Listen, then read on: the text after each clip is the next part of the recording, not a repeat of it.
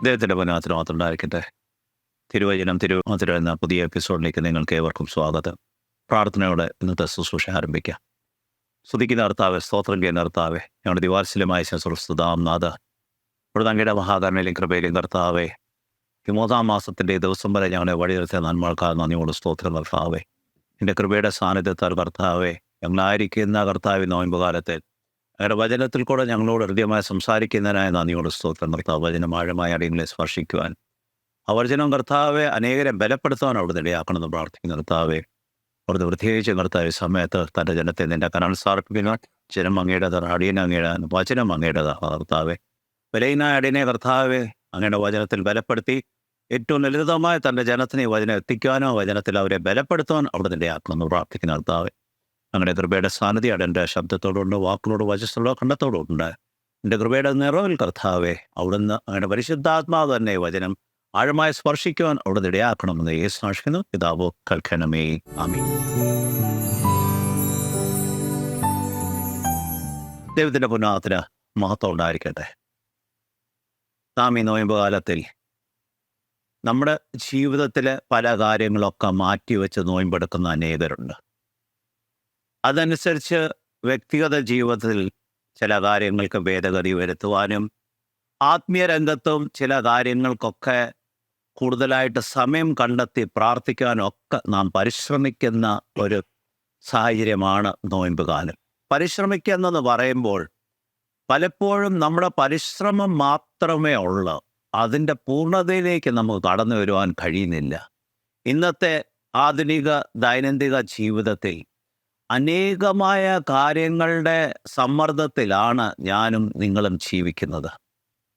വ്യക്തിഗത ജീവിത സമ്മർദ്ദങ്ങൾ, കുടുംബജീവിത സമ്മർദ്ദങ്ങൾ, ഔദ്യോഗിക ജീവിത സമ്മർദ്ദങ്ങൾ, സാമൂഹിക ജീവിത സമ്മർദ്ദങ്ങൾ, ആത്മീയ ജീവിത സമ്മർദ്ദങ്ങൾ, ഇതിൻ്റെ ഒക്കെ മധ്യത്തിലാണ് നാം ജീവിക്കുന്നത്. അതിനെയൊക്കെ ഒന്ന് ഏകദേശം ഒരുമിച്ച് കൊണ്ടുപോകാൻ പരിശ്രമിക്കുമ്പോഴും പലപ്പോഴും നാം ആഗ്രഹിക്കുന്ന രീതിയിലുള്ള ഫലം നമുക്ക് ലഭ്യമാകുന്നില്ല. അതിന് ഏറെക്കുറെ കാരണം ഇന്ന് എല്ലാ കാര്യത്തിലും നമ്മുടെ ചിന്തകളിൽ ഞാൻ ഇത് ചെയ്താൽ എനിക്ക് എന്ത് ലഭിക്കുമെന്നുള്ള ചിന്തകളിലാണ് ജീവിക്കുന്നത്.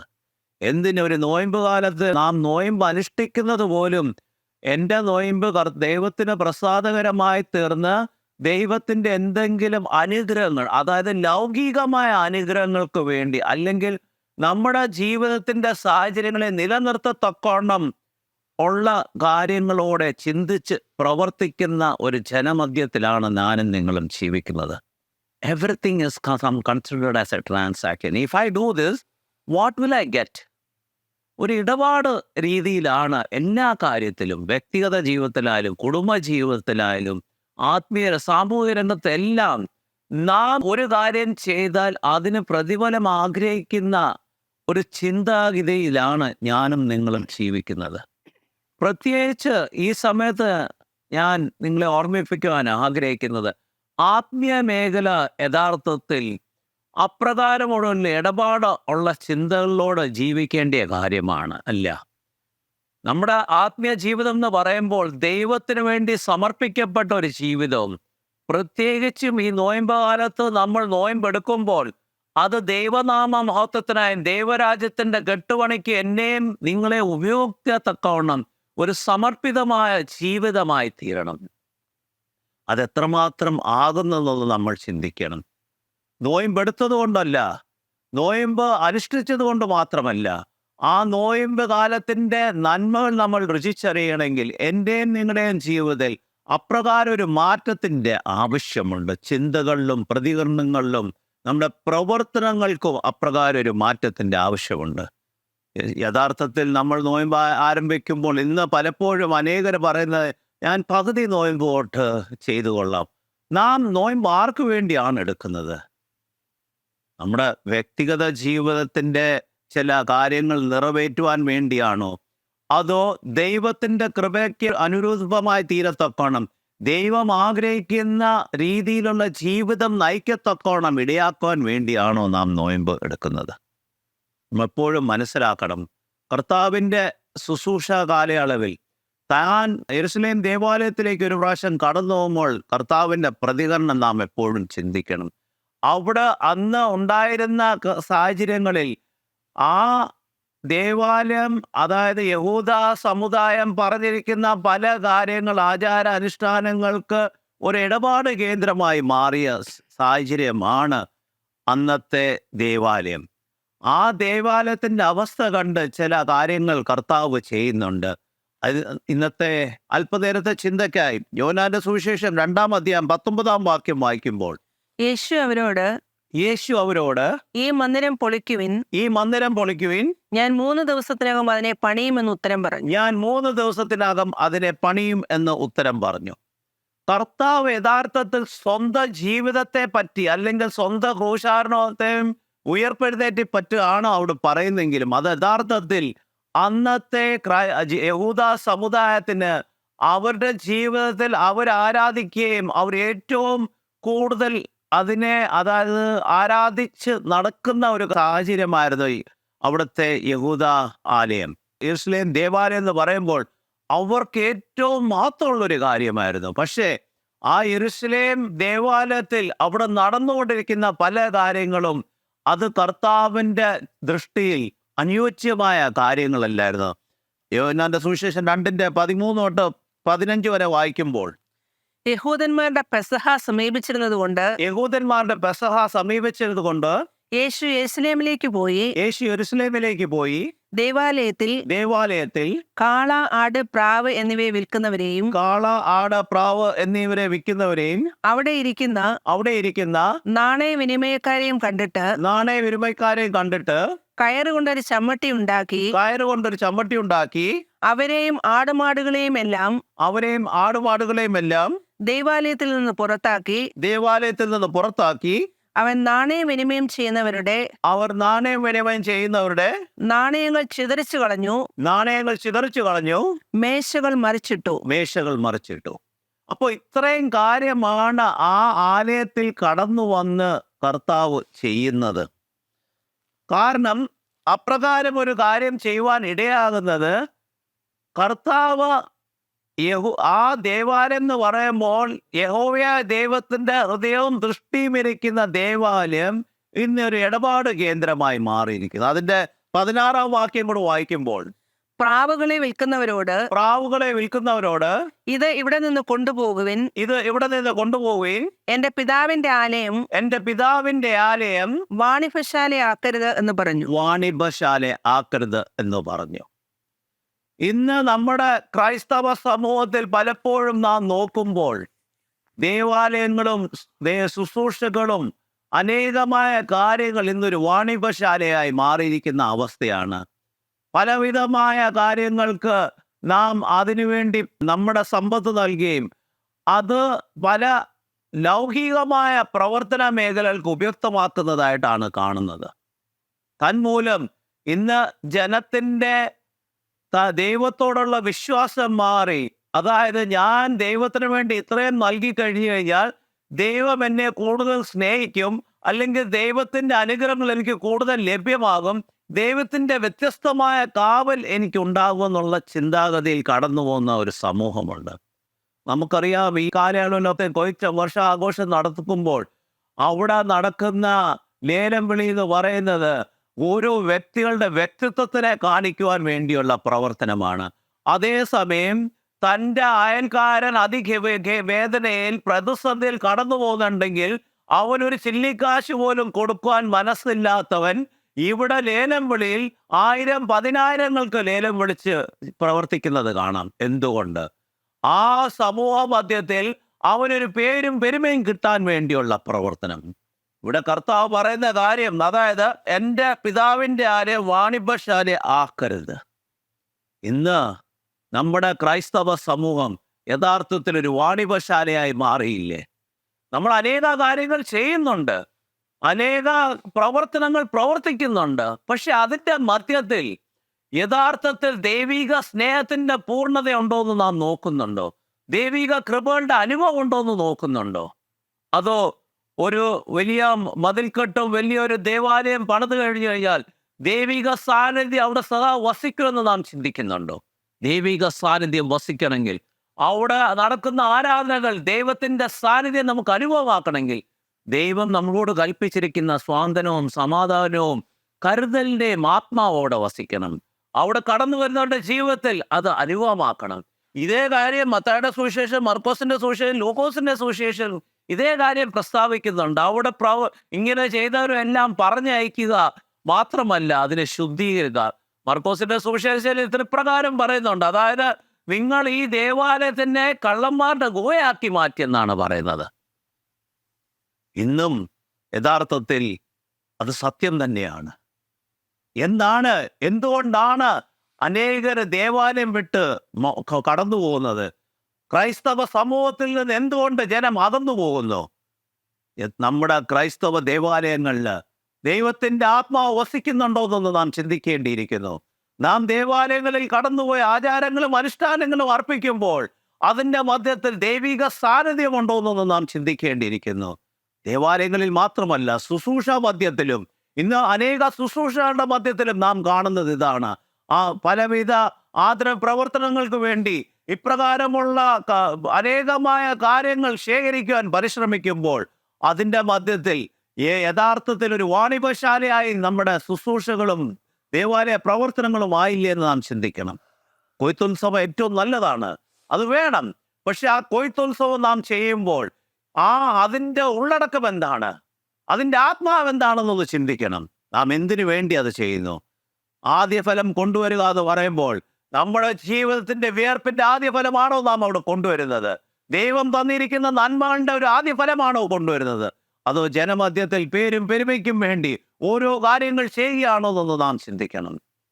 ദൈവത്തിൻ്റെ സാന്നിധ്യം നിറഞ്ഞ ഒരു ദേവാലയത്തിൽ കടന്നു വരുമ്പോൾ നമ്മുടെ ചിന്തകളും നിരൂപണങ്ങളും പ്രവർത്തനങ്ങളും ദൈവനാമ മഹത്വത്തിനായതായിരിക്കുന്നു എന്ന് നാം ഒന്ന് ചിന്തിക്കണം. അല്ലെങ്കിൽ അവിടെ ദൈവത്തിൻ്റെ ആത്മാവ് വസിക്കുകയില്ല. ആത്മാവ് വസിക്കുകയില്ലെന്ന് മാത്രമല്ല, ദൈവം പറയുന്നത്, കർത്താവ് പറയുന്നത് എന്താ? അതിനെ പൊളിച്ചിട്ട് 3-ാം ദിവസം പൊളിക്കുക എന്ന് പറയുമ്പോൾ ഇന്നത്തെ സാഹചര്യങ്ങളെ എന്നേക്കുമായി മാറ്റിക്കളഞ്ഞ് അവിടെ പുതിയ വ്യക്തികളെ ഉയർത്തുമെന്നാണ്. അതിന് മുമ്പോട്ട് വായിക്കട്ടെ. യോഹന്നാന്റെ സുവിശേഷം 2:17 ഇപ്രകാരമാണ് പറയുന്നത്. അപ്പോൾ അവന്റെ ശിഷ്യന്മാർ നിന്റെ ആലയത്തെക്കുറിച്ചുള്ള തീക്ഷ്ണത എന്നെ തിന്നുകളയുന്നു എന്ന് എഴുതിയിരിക്കുന്നത് ഓർത്തു. അത് നാം സങ്കീർത്തനം 69:9 വായിക്കുമ്പോൾ യഥാർത്ഥത്തിൽ അതാണ് പറയുന്നത്. നിന്റെ ആലയത്തെക്കുറിച്ചുള്ള തീക്ഷ്ണത എന്നെ തിന്നുകളഞ്ഞു. നിന്നെ നിന്ദിക്കുന്നവരുടെ നിന്ന എന്റെ മേൽ വീണിരിക്കുന്നു. ദാവീദ് പിതാവ് പറയുന്ന കാര്യമാണ്. എന്താണ് നിന്നെ നിന്ദിക്കുന്നവരുടെ നിന്ന? ഇന്ന് ഓരോ സഭയായാലും ശുശ്രൂഷകളായാലും നാം വ്യത്യസ്തമായ പല കാര്യങ്ങൾ അവിടെ പ്രവർത്തിക്കുന്നുണ്ട്. പല നിയമങ്ങൾ നാം ഒരുക്കിയിട്ടുണ്ട്. 10 കൽപ്പനയല്ല. യഹൂദന്മാരുടെ ജീവിതത്തിൽ യഥാർത്ഥത്തിൽ നോക്കുകയാണെങ്കിൽ യഹോവയായ ദൈവം കൊടുത്തിരിക്കുന്ന കൽപ്പനയ്ക്ക് ഉപകൽപ്പനയുടെ പുറത്ത് ഉപകൽപ്പന ഉണ്ടാക്കി ജനത്തിനെ ചൂഷണം ചെയ്യുന്ന ഒരവസ്ഥയായിരുന്നു. ഇന്ന് അത് തന്നെയല്ലേ നമ്മുടെ ശുശ്രൂഷകളിലും നമ്മുടെ സഭകളിലും നടക്കുന്നത്? കർത്താവ് ഒരു സഭയെ സൃഷ്ടിച്ചുള്ളൂ, കർത്താവിനെ അനുഗമിക്കുന്ന ജനസമൂഹം. പക്ഷേ ഇന്ന് നാം ചുറ്റുപാടും നോക്കുമ്പോൾ എത്രയോ സഭകളും ഉപശുശ്രൂഷകളും നമുക്ക് കാണുവാൻ കഴിയും. അവർക്കൊക്കെ വ്യത്യസ്തമായ നിയമങ്ങളും നിബന്ധനകളും ഉണ്ട്. എവിടെയാണ് കർത്താവിൻ്റെ അനുയായികൾ എന്ന് പറയത്തക്കണം അതാ ഇടയാക്കുന്നത്? കർത്താവിൻ്റെ ആത്മാവിൽ പ്രവർത്തിക്കുന്നവര്, കർത്താവിൻ്റെ ഏക ശരീരമായി പ്രവർത്തിക്കുന്നവര് ഇന്ന് വ്യത്യസ്തമായ പല പ്രവർത്തനങ്ങൾ മേഖലയിലായിരിക്കുമ്പോൾ കർത്താവിൻ്റെ സാന്നിധ്യം അതിൻ്റെ മധ്യത്തിലുണ്ടോ എന്ന് നാം ഒന്ന് ചിന്തിക്കണം. കർത്താവിൻ്റെ സാന്നിധ്യം ഉണ്ടെങ്കിൽ സഭകളായാലും ശുശ്രൂഷകളായാലും അവർ ഏക ആത്മാവിൽ പ്രവർത്തിക്കുന്നവരായി തീരും. ഭിന്നതയുടെ ആത്മാവുകളുടെ മധ്യത്തിൽ വസിക്കുകയില്ല. നമ്മളെ ആക്കി വെച്ചിരിക്കുന്നത്, നാം ക്രിസ്തുവിൻ്റെ അനുയായികൾ എന്ന് പറയുമ്പോൾ അവിടെ സഭാ വ്യത്യാസമില്ലാതെ, ജാതിമത വ്യത്യാസമില്ലാതെ ഏവരെയും സ്വീകരിക്കുന്നതായി തീരണം. അല്ലാതെ നിയമങ്ങളും നിബന്ധനകളും ഒരുക്കി ഈ സഭയിൽ നിന്നുള്ള വ്യക്തി ആ സഭയിൽ കടന്നു പോകാൻ പറ്റത്തില്ല. വിവാഹം പോലും കഴിക്കുവാൻ കഴിയത്തില്ല. കാരണം ആ സഭയിലേക്ക് ചേരണമെങ്കിൽ അവരുടേതായ നിയമത്തിൽ പുതിയ ഒരു സ്നാനത്തിന്റെ അവസ്ഥയൊക്കെയാണ് പറയുന്നത്. എന്തിന്? നാം കർത്താവിനെ സ്വീകരിച്ച് ജീവിക്കുന്ന കർത്താവിൻ്റെ അനുയായികൾ എന്ന് പറയുമ്പോൾ അവിടെ ഒറ്റ സ്നാനം മാത്രമേ ഉള്ളൂ. പക്ഷെ ഇന്ന് അതിനെയൊക്കെ മാറ്റി പുതിയ പുതിയ കൽപ്പനകളും ഉപകൽപ്പനകളും ഒക്കെ ഒരുക്കിയിട്ടാണ് ഇന്ന് ജീവിക്കുന്നത്. അതോടൊപ്പം ഇവയൊക്കെ ഒരു അടഞ്ഞ അവസ്ഥയിലാണ്, 4 ചുവരിനുള്ളിലുള്ള പ്രവർത്തനമായി മാറിയിരിക്കുന്നു. കർത്താവ് അതല്ല ആഗ്രഹിച്ചത്. കർത്താവ് പറഞ്ഞത് എന്താണ്? നിങ്ങൾ ലോകത്തിൻ്റെ അറ്റത്തോളം എൻ്റെ സാക്ഷികളാകുക. 4 ചുവരിലുള്ള സാക്ഷ്യമല്ല, ലോകത്തിൻ്റെ അറ്റത്തോളമുള്ള സാക്ഷ്യം. അതിർവരമ്പുകളില്ലാതെയുള്ള പ്രവർത്തനമാണ് കർത്താവ് നമ്മളോട് കൽപ്പിച്ചിരിക്കുന്നത്. അപ്രകാരം എനിക്ക് നിങ്ങൾക്കും പ്രവർത്തിക്കുവാൻ കഴിഞ്ഞിട്ടുണ്ടോ എന്നൊന്ന് ചിന്തിക്കണം. അപ്രകാരം നമുക്ക് പ്രവർത്തിക്കാൻ നാം അതിനെ സന്നദ്ധമായി മുമ്പോട്ട് വന്നിട്ടുണ്ടോ എന്നൊന്ന് ചിന്തിക്കണം. അപ്രകാരം പ്രവർത്തിക്കുമ്പോഴാണ് ദൈവനാമ മഹത്വം ഉണ്ടാകുവാൻ ഇടയാകുന്നത്. ഇന്ന് പലപ്പോഴും ഇത് കാണുവാൻ ഇടയായത് എന്തുകൊണ്ടാണ്? ഈ സഭകളും ശുശ്രൂഷകളും ഇപ്രകാരം ഒരു അടഞ്ഞ അവസ്ഥയിൽ. കാരണം അതിൻ്റെ മേല് ഇതിന് പ്രവർത്തിക്കുന്നവർ അവർ അവരുടേതായ സ്ഥാനമാനം വിടുവാൻ, അല്ലെങ്കിൽ അവരുടേതായ അധികാരത്തിനൊരു കോട്ടം വരാതിരിക്കുവാനാണ് ഇപ്രകാരം ഒരു ഭയത്തോടെ ജനത്തെ നയിക്കുവാൻ ഇടയാകുന്നത്. അവരുടെ സ്വന്തം വ്യക്തിഗത താല്പര്യവും ആ കാര്യങ്ങൾ നിറവേറ്റത്തക്കോണം എല്ലാം അവരുടെ കരങ്ങളിൽ തന്നെ നിലനിൽക്കണമെന്നുള്ള ചിന്തകളോടെ. തന്മൂലം എന്താണ് സംഭവിക്കുന്നത്?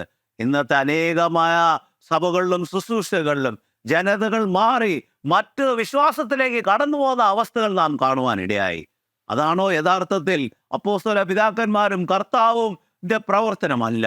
അവരാഗ്രഹിച്ചത് ലോകത്തെമ്പാടും കർത്താവിനെ സ്വീകരിക്കുന്ന ഒരു ജനസമൂഹം വളരുവാൻ, കർത്താവിൻ്റെ 2ാം വരവിനെ ഒരുക്കപ്പെടുന്ന ഒരു ജനത്തെ ഒരുക്കുവാനാണ് അവർ പ്രയത്നിച്ചതും പ്രവർത്തിച്ചതും. അപ്രകാരമുള്ള പ്രയത്നവും എൻ്റെ നിങ്ങളുടെ ജീവിതത്തിൽ ഉണ്ടോയെന്നൊന്ന് നാം ചിന്തിക്കേണ്ടിയിരിക്കുന്നു. മുമ്പോട്ട് വായിക്കട്ടെ. യോഹന്നാന്റെ സുവിശേഷം 2:18-22 വരെ വായിക്കുമ്പോൾ, എന്നാൽ യഹൂദന്മാർ അവനോട് നിനക്ക് ഇവയെല്ലാം ചെയ്യുവാൻ അധികാരമുണ്ടെന്ന് തെളിയിക്കുവാൻ നീ എന്ത് കാണിച്ചു തരുമെന്ന് ചോദിച്ചു. യേശു അവരോട് ഈ മന്ദിരം പൊളിച്ച് ഞാൻ 3 ദിവസത്തിനകം അതിനെ പണിയുമെന്ന് ഉത്തരം പറഞ്ഞു. 3 ദിവസം കൊണ്ട് അതിനെ പണിയുമെന്ന് ഉത്തരം പറഞ്ഞു. യഹൂദന്മാർ അവനോട് ഈ മന്ദിരം 46 വർഷം കൊണ്ട് പണിതിരിക്കുന്നു. നീ 3 ദിവസത്തിനകം അതിനെ പണിയുമോ എന്ന് ചോദിച്ചു. നീ 3 ദിവസത്തിൽ അതിനെ പണിയുമോ എന്ന് ചോദിച്ചു. അവനോ തന്റെ ശരീരമെന്ന് മന്ദിരത്തെ കുറിച്ചായിരുന്നു പറഞ്ഞത്. അവൻ ഇത് പറഞ്ഞുവെന്ന് അവൻ മരിച്ചവരിൽ നിന്ന് ഉയർത്തെഴുന്നേറ്റ ശേഷം ശിഷ്യന്മാർ ഓർത്ത് തിരുവെഴുത്തും യേശു പറഞ്ഞ വചനവും വിശ്വസിച്ചു. അപ്പോൾ അന്ന് യഥാർത്ഥത്തിൽ കർത്താവ് അവരോട് പറയുന്നത് സ്വന്തം ജീവിതത്തെ പറ്റിയാണ്. ഈ കാര്യങ്ങളൊക്കെ പ്രവാചകന്മാരിൽ കൂടെ പറഞ്ഞ കാര്യമായിട്ട് പോലും യഹൂദ സമുദായത്തിന് അന്ന് അത് ഉൾക്കൊള്ളുവാനോ മനസ്സിലാക്കുവാനോ കഴിഞ്ഞിട്ടില്ല. നമ്മൾക്ക് ലഭ്യമായിരിക്കുന്ന വചനത്തിൽ കൂടെ യഹോവയായ ദൈവം പല കാര്യങ്ങൾ നമ്മുടെ മുന്നറിയിപ്പ് നൽകിയിട്ടുണ്ട്. നമ്മുടെ ജീവിതം എങ്ങനെയായിരിക്കണമെന്നും, നാം എടുക്കുന്ന നോയമ്പുകൾ എങ്ങനെയായിരിക്കണമെന്നും, നാം എടുക്കുന്ന ഓരോ കാര്യങ്ങളും ദൈവനാമ മഹത്വത്തിനായി തീരുന്നുണ്ടോ എന്നൊന്ന് ചിന്തിക്കേണ്ടിയിരിക്കുന്നു. ഇന്ന് നമ്മുടെ പ്രവർത്തനങ്ങളിൽ യഥാർത്ഥത്തിൽ ലൗകികമായ പല കാര്യങ്ങൾ കയറി വന്നിട്ടില്ലേ? ലോകത്തിൻ്റെ മുഖങ്ങളിൽ, ലോകത്തിൻ്റെ പ്രതാപത്തിൽ ജീവിക്കുവാൻ, പ്രവർത്തിക്കുവാൻ ആഗ്രഹിക്കുന്ന ഒരു സാഹചര്യമായിട്ടില്ലേ എന്നൊന്ന് ചിന്തിക്കേണ്ടിയിരിക്കുന്നു. നമ്മുടെ ജീവിതത്തിൽ യഥാർത്ഥത്തിൽ ഒരു മാറ്റത്തിൻ്റെ ആവശ്യമുണ്ട്. ഈ നോയമ്പ് കാലത്തിൽ യഥാർത്ഥത്തിൽ നമ്മുടെ ചിന്തകൾക്കും നിരൂപണങ്ങൾക്കും പ്രവർത്തനങ്ങൾക്കും ഒരു മാറ്റത്തിൻ്റെ ആവശ്യമുണ്ട്. അതിൻ്റെയും നിങ്ങളുടെയും ജീവിതത്തിലുണ്ടോ എന്നൊന്ന് തിരിഞ്ഞു നോക്കണം. ഒരു നോയമ്പ് അനുഷ്ഠിച്ചിട്ട് മാത്രമല്ല, ഭക്ഷണപദാർത്ഥങ്ങൾ മാറ്റിവെച്ചിട്ട് മാത്രമല്ല, അതിനെക്കാട്ടി ഉപരി എൻ്റെ ഹൃദയത്തിൽ അലിഞ്ഞു കിടക്കുന്ന അനേകമായ കയ്പിൻ്റെ അവസ്ഥയിൽ നിന്ന് എനിക്ക് കരകയറുവാൻ കഴിയുന്നുണ്ടോ? ആ കയ്പിൻ്റെ അവസ്ഥയൊന്ന് മാറ്റി കർത്താവിൻ്റെ സ്നേഹവും കർത്താവിൻ്റെ ആദരവും കരുണയും നമ്മുടെ ഹൃദയത്തിൽ നിറഞ്ഞു കവിയുന്ന അവസ്ഥയിലേക്ക് നമുക്ക് വളരുവാൻ കഴിയുന്നുണ്ടോ?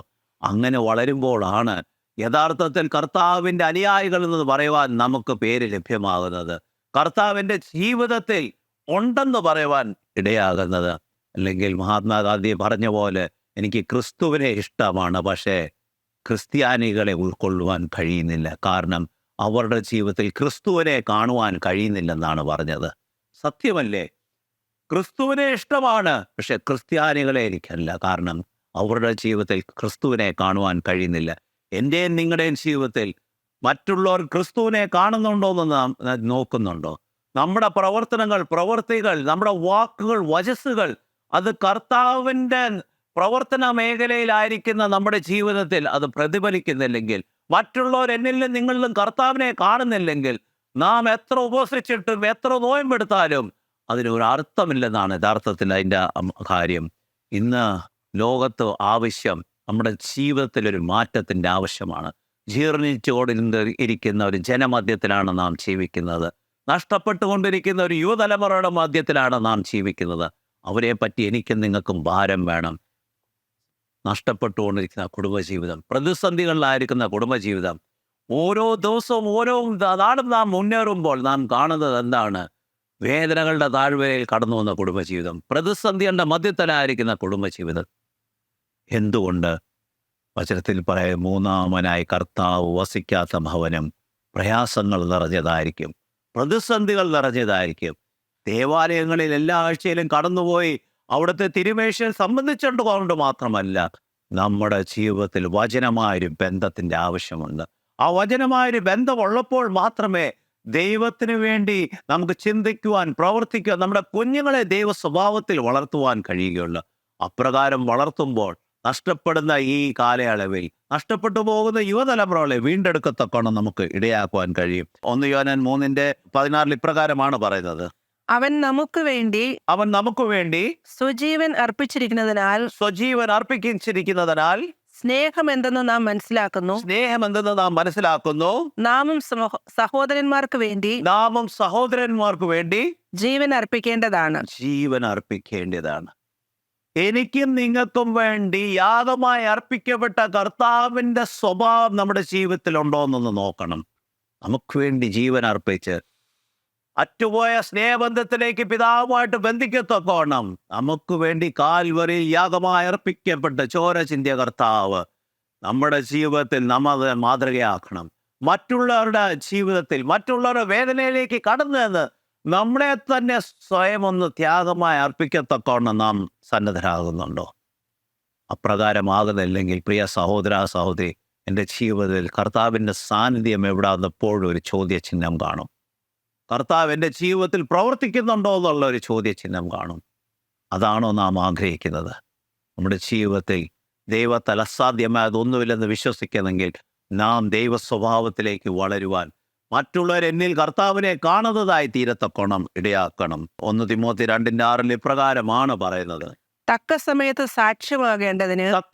സാക്ഷ്യമാകേണ്ടതിന് അവൻ എല്ലാവർക്കും വേണ്ടി തന്നെ തന്നെ മറുവിലയായി കൊടുത്തു. ഒരു ട്രാൻസാക്ഷൻ, ഒരു ഇടപാട്, നമ്മളെ വീണ്ടെടുക്കുവാൻ വേണ്ടി, എന്നേക്കും വീണ്ടെടുക്കുവാൻ വേണ്ടി സ്വയം യാഗമായി അർപ്പിക്കപ്പെട്ട്. എന്ത് യോഗ്യതയാണ് എനിക്കും നിങ്ങൾക്കുമുള്ളത്? എന്നിട്ടും നാം പാപിയായിരുന്നപ്പോൾ തന്നെ പാപമില്ലാത്ത നമുക്കായി യാഗം അർപ്പിക്കപ്പെട്ടു. അപ്രകാരം നമ്മുടെ ജീവിതത്തിൽ മറ്റുള്ളവർക്ക് വേണ്ടി ത്യാഗമനോഭാവത്തോടെ പ്രവർത്തിക്കുവാൻ കഴിയുന്നുണ്ടോ? 1 പത്രോസ് 1:18-19 അത് തന്നെയാണ് നമ്മളെ ഉദ്ബോധിപ്പിക്കുന്നത്. വ്യർത്ഥവും പൃഥുപാരമ്പര്യവുമായുള്ള നിങ്ങളുടെ ജീവിതത്തിൽ നിന്ന് നിങ്ങളെ വീണ്ടെടുത്തിരിക്കുന്നത് പൊന്ന് വെള്ളി മുതലായ അഴിഞ്ഞുപോകുന്ന വസ്തുക്കളെ കൊണ്ടല്ല ക്രിസ്തു എന്ന നിർദോഷവും നിഷ്കളങ്കവുമായ കുഞ്ഞാടിന്റെ വിലയേറിയ രക്തം കൊണ്ടത്രേ എന്ന് നിങ്ങൾ അറിയുന്നുവല്ലോ. അപ്പോൾ ഒരു കാര്യത്തിനും മറുവിലയായി കൊടുക്കുവാൻ കഴിയാത്ത ക്രിസ്തു എന്ന രക്തത്താലാണ് നമ്മളെ വീണ്ടെടുത്തിരിക്കുന്നത്. ഈ ലോകത്തിലെ ഒന്നും കൊണ്ടല്ല. ഈ സമയത്ത് തന്നെ കേൾക്കുന്ന പ്രിയ സഹോദര സഹോദരി, നമ്മുടെ ജീവിതത്തിൻ്റെ ഇടപാടുകളിൽ നാം എപ്പോഴും എന്താണ് എനിക്ക് ലാഭമെന്ന് നോക്കിയുള്ള പ്രവർത്തനമാണോ? സ്വന്തം സഹോദരൻ വേദനയുടെ താഴ്വരയിൽ കടന്നു പോകുമ്പോൾ അവനൊന്ന് കൈ നീട്ടണമെങ്കിൽ ആ കൈ നീട്ടുന്നതിൽ എനിക്കെന്ത് ലാഭമെന്നുള്ള ചിന്തയിലാണോ? സ്വന്തം കൂട്ടുവിശ്വാസി വേദനകളുടെ താഴ്വരയിൽ കടന്നു പോകുമ്പോൾ എനിക്കെന്ത് ലാഭമെന്ന് ചിന്തിച്ചാണോ?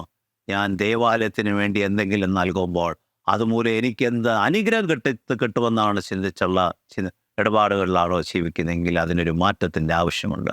കാരണം എനിക്കും നിങ്ങൾക്കും വേണ്ടി യാഗമായി അർപ്പിക്കപ്പെട്ട് ചോര ചിന്തി നമ്മളെ വീണ്ടെടുത്ത് യഹോവയായ ദൈവത്തിൻ്റെ കോപത്തിൽ നിന്ന് വിടുവിച്ച ആ കാൽവരിയിൽ എനിക്ക് വേണ്ടി നിന്ദിക്കപ്പെട്ട അവസ്ഥയിൽ യാഗമായി അർപ്പിക്കപ്പെട്ട കർത്താവിൻ്റെ രക്തം നമ്മളെ വീണ്ടെടുത്തെങ്കിൽ അതിന് മറുവിലയായി കൊടുക്കാൻ എനിക്കും നിങ്ങൾക്കും ഒന്നുമില്ല. കാരണം അപ്രകാരം ആ പ്രവർത്തനം നമ്മുടെ ജീവിതത്തിൽ കർത്താവ് നമുക്ക് വേണ്ടി പ്രവർത്തിച്ചത് നമ്മളോടുള്ള സ്നേഹം മൂലമാണ്. കാരണം താൻ സൃഷ്ടിച്ച സൃഷ്ടികൾ നഷ്ടപ്പെട്ടു പോകല്ലെന്നുള്ള സ്നേഹം, ആ സ്നേഹത്തിലേക്ക് ഈ നോയമ്പ് കാലത്തിൽ നമുക്കൊന്ന് കടന്നു വരിക. ആ സ്നേഹത്തിലേക്ക് നമ്മുടെ കൂട്ടുവിശ്വാസികളെ ഒന്ന് കൂട്ടിക്കൊണ്ടുവരിക. ആ സ്നേഹത്തിലേക്ക് നമ്മുടെ സഭകളിലെയും ശുശ്രൂഷകളിലെയും ഒന്ന് കൂട്ടിക്കൊണ്ടുവരിക. അതിനൊരു മാറ്റത്തിൻ്റെ കാറ്റ് വീശുവാൻ ഈ നോയമ്പ് കാലം ഇടയാക്കട്ടെ എന്ന് പ്രാർത്ഥിക്കുന്നു. നമ്മുടെ തലകളെ വണക്കാം.